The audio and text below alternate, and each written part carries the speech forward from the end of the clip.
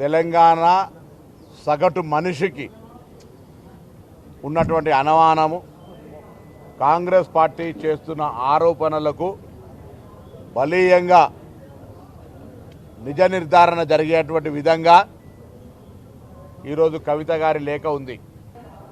లేదా దేశవ్యాప్తంగా భారతీయ జనతా పార్టీ చేస్తున్నటువంటి తప్పులను, అన్యాయాలను ఎందుకు ప్రశ్నిస్తలేరు కేసీఆర్ గారని కాంగ్రెస్ అడిగితే రాజకీయం అన్నారు. ఇలా కవిత గారే అడుగుతా ఉన్నారు. దాని మీద జవాబు చెప్పాల్సిన అవసరం ఉంది. సొంత పార్టీ అధ్యక్షుని కూతురే ఒక సామాన్యుని కార్యకర్తలకు జరుగుతున్న అంశం మీద సామాన్య కార్యకర్తలకు కలవడం లేదు, ప్రజలకు అందుబాటులో ఉండడం లేదు, కార్యకర్తల కష్ట సుఖాల్లో పాలు పంచుకోవడం లేదు.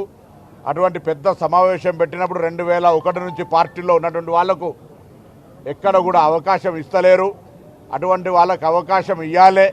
మరి మీటింగ్లలో మాట్లాడకపోతే వారికి సంబంధించినటువంటి ఏ విధంగా ఉంటుంది అనేటువంటి అంశాలను లేవనెత్తిన అంశాలకు కార్యనిర్వాహక అధ్యక్షుడు కానీ లేదా పార్టీకి సంబంధించిన ట్రబుల్ షూటర్గా చెప్తున్న హరీష్ రావు గారు కానీ లేదా స్వయంగా మరి కేసీఆర్ గారైనా జవాబు చెప్పాల్సిన అవసరం ఉంది. ఇలా మేమేం కొత్తగా ఆరోపణ చేస్తలేము. ఈరోజు మేము గతంలోనే చెప్పినాం, టీఆర్ఎస్ బీజేపీ వేరువేరు కాదు, రెండు కూడా కలిపి ఢిల్లీలో దోస్తీ గల్లీలో కుస్తీ అనే మాట అనేక సందర్భాల్లో చెప్పిన దానికి కవిత గారు రాసినటువంటి లేఖ ఆధారము, దానికి సంబంధించినటువంటి ఒక ఎవిడెన్స్ అనే మాట సందర్భంగా మనం చూస్తా ఉన్నాం.